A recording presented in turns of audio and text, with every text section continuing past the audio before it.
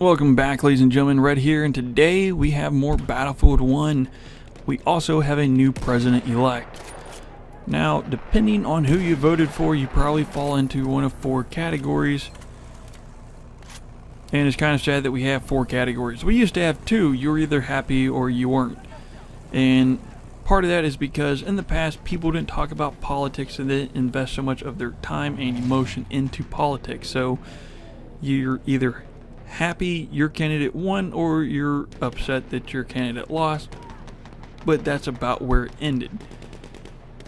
If the candidate you voted for lost, you generally didn't like the outcome, but you still reserved some of your opinions and everything based on performance. You waited to see what they were going to do. Now with social media and the way the campaign has basically been played out for this election cycle, everything has been less about policy, more about personal attacks against character and who people are.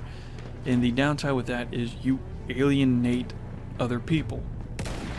The reason why that's a bad thing is you basically end up having two negative side effects with that. One, people get angry, and two, which doesn't always happen, but sometimes it does, is they retaliate. When people retaliate, you end up having two groups of people basically going at each other's throat with the sole purpose of trying to piss off the other group.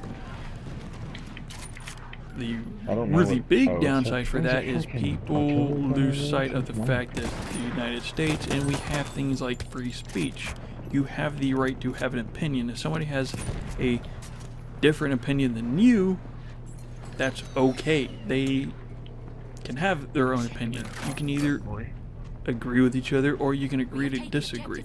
Just because somebody has a different opinion doesn't make them evil, doesn't make them wrong, it doesn't mean that they're a bigot, it doesn't mean that they're racist, it's just they have a different opinion and that's okay. With the liberal media, they played a lot more into personal attacks on the different candidates and the supporters of the different candidates, so people got a lot more emotionally invested, which is really sad because, one, it divides our country, which we don't need. One, you already have a little bit of division between people in the country. We don't need to make it worse, and it's also one of those that regardless of who won the election, whoever is elected and put into office to be the president of the United States, they're the president of everybody in the country. They're not there to be the president for one small group or another.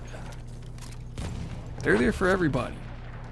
And their general goal is to benefit everybody in the country.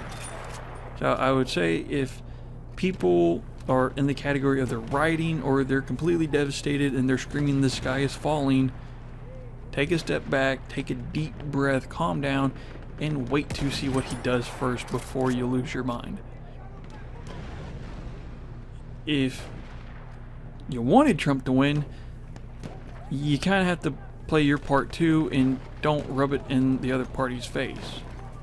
Like, obviously you're happy, but you don't need to continue to alienate the other group, because I think Trump was right in his victory speech. Now is the time for us to start healing wounds and to come back together as a country so that we can move forward in a positive direction.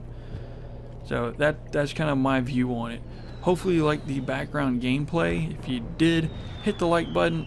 Always more than welcome to subscribe, and I'll catch you in the next video.